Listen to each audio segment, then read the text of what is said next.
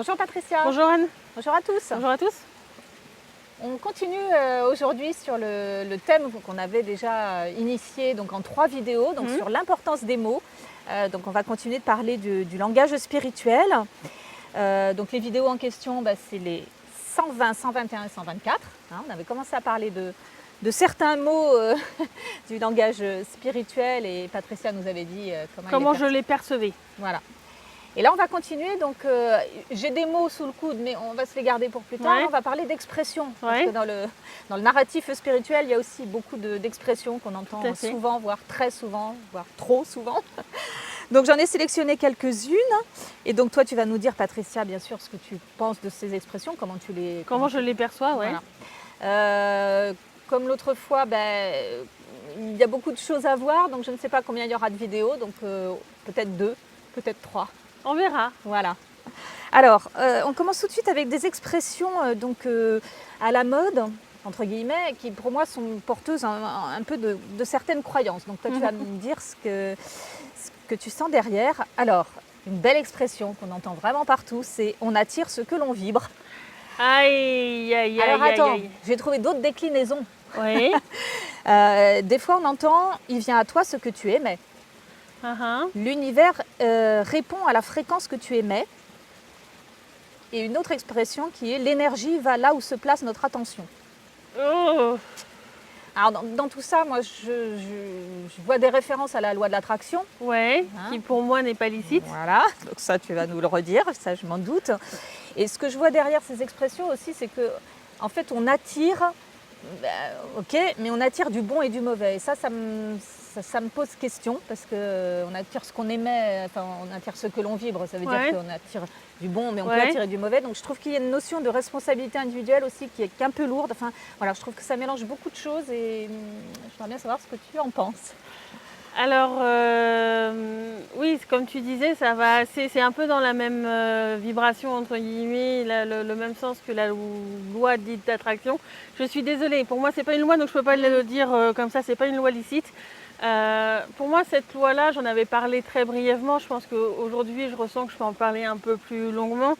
Le problème pour moi sur cette loi, c'est que on pense qu'il y a quelque chose qui est sur notre chemin qu'on devrait avoir, je ne sais pas moi, une grande maison ou de l'argent, etc. pour vivre bien, voilà, pour être à l'aise, pour pouvoir vivre tranquillement sans forcément avoir à travailler pour certains ou des trucs comme ça.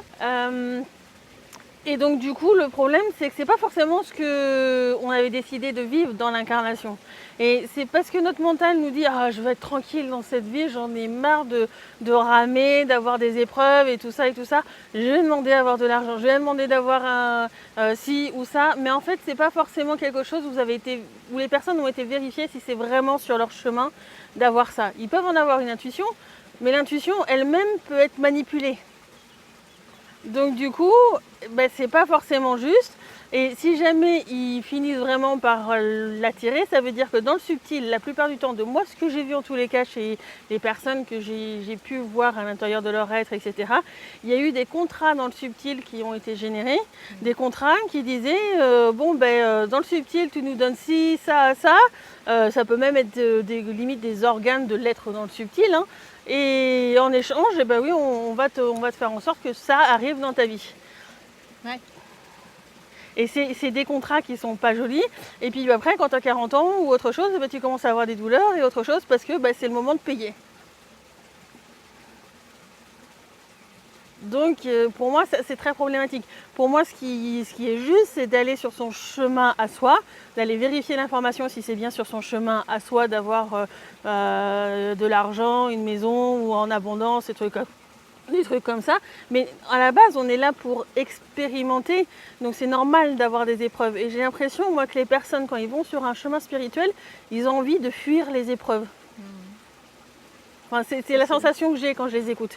Alors non, le but est de justement passer les épreuves en étant le plus à l'écoute de soi. Et plus on va être à l'écoute de soi, plus on va avoir la bonne intuition au bon moment, plus quelque chose qui va être extrêmement dur à passer pour les autres va être très simple pour soi. Mais parce qu'on va être à l'écoute et qu'on apprendra, du coup, en fin de compte, les apprentissages qu'on doit faire dans le subtil. Là, dans les expressions, On va attirer ce que l'on vibre. Bah ouais, mais la plupart des personnes, comme tu le dis, ils ont une partie de positif, une partie de négatif. Enfin, négatif entre guillemets, mais de plus bas vibratoirement, etc. Peut-être que, parce qu'il y en a quand même beaucoup qui, à moindre plus ou moins, sont manipulateurs, qui vont dire ah ouais, non, mais je vais faire ça parce que ça m'arrange, etc. Même si c'est pas forcément toujours respectueux, etc. Et à partir de là, bah, ça veut dire que tu vas attirer des gens ou des manipulations par rapport à toi, ta propre vie aussi. Or, c'est pas forcément ce que tu es censé vivre dans la matière. Enfin, dans le chemin que tu avais décidé avant. Donc en fin de compte, de dire les choses comme ça, ok, les personnes vont dire oh, t'es généreuse ou autre. Alors déjà, c'est des généreuses, mais souvent c'est dans, on va dire, la personnalité publique. La plupart des personnes ont une personnalité publique et une personnalité privée. Et il faut tenir compte aussi de cette personnalité privée, en fin de compte, dans ce que j'attire, en fin de compte, ce que je vibre. J'ai envie de dire, ça serait même plus logique de t'attirer plus ce que tu es dans le privé parce que c'est vraiment toi, mais pas une image de toi que tu projettes, qui est souvent le cas quand tu es en public. Ouais, mais est-ce que dans cette histoire d'attirer ce qui nous arrive, est-ce que c'est lié à une vibration? Est-ce qu'on, enfin, je sais pas. De base, tout étant énergie, etc., le fait d'être manipulateur, ça a certains types de vibrations. Le fait d'être joyeux, ça a certains types de vibrations. Le fait d'aimer quelqu'un, ça a certains types de vibrations. Mais encore une fois, si tu dis cette phrase-là, parce que je pense au verbe aimer, tout le monde veut trouver le bon partenaire, etc. Mais qui est-ce qui s'aime vraiment? Peu de personnes. Donc au final, ça veut dire qu'on ne pourrait pas attirer l'amour parce qu'on ne s'aime pas déjà. Oui. Oui, alors, tout à fait. Ce que, par exemple, derrière cette expression-là, moi, je voyais, par exemple, le bonheur. On attire le bonheur si on vibre, si on est sur la vibration du bonheur ou de l'amour. Ah. On a un orage pas loin. Bon, on est abrité, mais... donc, est-ce qu'on peut attirer l'amour en vibrant l'amour? Et d'abord, est-ce qu'on peut vibrer l'amour, par exemple, ou le bonheur? Alors, on peut avoir les énergies amour à l'intérieur de soi. Moi, de ce que je vais dire, de mon expérience à moi, tu ne vas pas dégager l'énergie amour 24 heures sur 24. Parce que le problème, c'est que tu vas générer des épurations, tu vas générer des vibrations qui ne vont pas forcément être qui vont générer des choses qui ne sont pas sur le chemin des personnes que tu croises. Ah oui. Moi, ça m'est arrivé de faire des genres de bains d'amour à la fin d'un soin, un truc comme ça. Je peux t'assurer que je vérifie 10 fois avant de dire « Vous êtes sûr, c'est vraiment ce que je dois faire ?» parce que ça peut être très perturbateur en fait. Mais ça peut permettre à des gens de comprendre vraiment ce qu'est l'énergie amour.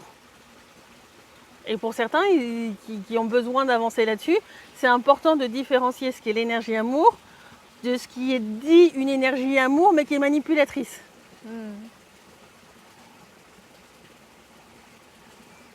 Ouais.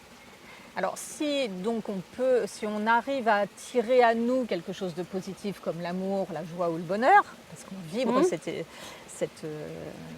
attitudes-là, du coup à l'inverse, si on vibre la colère, la tristesse ou le manque... Ça veut dire qu'autour de soi, tu vas avoir que des gens qui sont colériques. Voilà, donc on va bien l'attirer. Non, ça c'est l'expression qui veut dire ça. Ouais. Toi, en fonction, si tu es vraiment dans le côté illicite, c'est-à-dire que tu es sur ton chemin, tu vas rencontrer des personnes qui vont te faire travailler sur ta colère. Donc ça peut être rencontrer quelqu'un qui n'a pas cette colère pour montrer que c'est possible. Ça peut être aussi quelqu'un qui n'a pas cette colère pour l'aider à relativiser les choses. Ça peut être aussi quelqu'un qui est dans la colère pour montrer en fin de compte ce que c'est d'être en face. Parce que moi c'est ma propre expérience, ceux que j'ai connus qui étaient dans la colère, et en général c'était tu te fais gueuler dessus, etc. Mais ils ne prenaient pas conscience de l'impact, même psychologique, que ça peut avoir en face. C'était juste naturel. Donc des fois de rencontrer ce genre de personnes, ça peut être intéressant. Parce que ça permet de montrer ce que ça fait. Mais en soi, du coup, tu vas avoir des expériences diverses et variées pour arriver à comprendre la leçon. Mais si tu attirais juste ce que tu es, dans ce cas-là, tu attirais toujours le même type de personne. Donc comment veux-tu comprendre? Oui, donc c'est pas tout blanc ou tout noir. Non. D'accord. C'est pas parce que tu vibres une fréquence dite haute que tu vas forcément attirer que du De mon positif. expérience, quand tu vibres encore aujourd'hui des expériences hautes, tu as tendance à te faire plus attaquer que certains autres parce que tu gênes. Mais vraiment. Ouais. Ouais, c'est pas la loi de l'attraction telle qu'on l'entend habituellement. Non, Ouais. non, non. Ok, d'accord. Ouais, oui. Bon, ok. Donc on n'attire pas forcément ce que l'on vibre, ou on Non. peut attirer d'autres choses. Mm. Ok. Bon. Dans des expressions que j'ai citées qui vont un petit peu dans Ouais. la même idée, l'énergie va là où se place notre attention. C'est-à-dire que quand on met notre attention quelque part, ben, c'est pareil, on va Oui et attirer. non. Ouais, ok. Quand on fait un travail énergétique, on va forcément avoir une attention sur un endroit particulier pour faire l'épuration ou le travail énergétique sur cet endroit. Ce qui ne veut pas dire que tu vas travailler que sur cet endroit-là. Parce que d'un point de vue énergétique, comme dans le corps humain, quand vous percevez un peu les schémas de l'acupuncture chinoise, etc., des circuits énergétiques, ou de la réflexiologie, on peut appuyer, faire un massage au niveau du pied de la voûte plantaire, mais travailler sur l'épaule. Énergétiquement ailleurs, c'est pareil. Tu peux avoir ton attention sur un endroit parce que c'est l'endroit qui a épuré, mais travailler à 1 kilomètre de là si c'est nécessaire. Donc du coup, c'est oui et c'est non. Ouais. Oui, parce que là, toi, tu fais référence à une partie plus subtile, quoi. Enfin, Dans le subtil, il y a plein de réseaux énergétiques dans le sol, dans l'air, plein de choses qui vont vibrer les uns avec les autres. Et donc du coup, si tu portes une attention à un endroit particulier, tu peux avoir des résonances ailleurs. ok. C'est plus compliqué que, que cette phrase qui a l'air effectivement claire comme ça, mais effectivement, c'est plus complexe, quoi. C'est beaucoup plus complexe. D'accord. Ok. Et il faut comprendre que tu portes l'intention à un endroit, ok, toi dans la matière tu le portes à un endroit, tu as peut-être conscience de certains plans, mais il y a d'autres plans encore au-dessus que tu peux peut-être pas voir qui peuvent aussi être impactés. Ok. Donc, il n'y a pas à culpabiliser de la fréquence qu'on émet. Puisque, Non. ben oui, parce que je trouvais ça un peu culpabilisant de se dire, ben oui, ce qui m'arrive, c'est parce que j'ai émis la vibration du manque ou des emmerdes. Je sais Ouais, pas, mais enfin, pour moi, non. Pour moi, à partir du moment où on est dans cette intention d'être dans le respect, de vouloir avancer sur son chemin, d'apprendre, en fin de compte, pourquoi, en fin de compte, avoir quelques remords, en fait. Par contre, oui, si tu es là pour piéger les autres, manipuler, pour avoir tout pour toi, et machin chi, et machin chose, alors là, par contre, oui, là, tu peux culpabiliser. Ok. Donc l'expression on attire ce que l'on vibre, toi, c'est pas une expression que tu Non. utiliserais telle quelle en tout cas. Ah ben pour Non. moi, elle résonne même faux au final. Oui, d'accord. Ok. Bon, on va s'arrêter là alors pour cette première partie sur les expressions. Et puis on vous retrouve très vite pour la suite. À bientôt. Merci. Au revoir. Au revoir.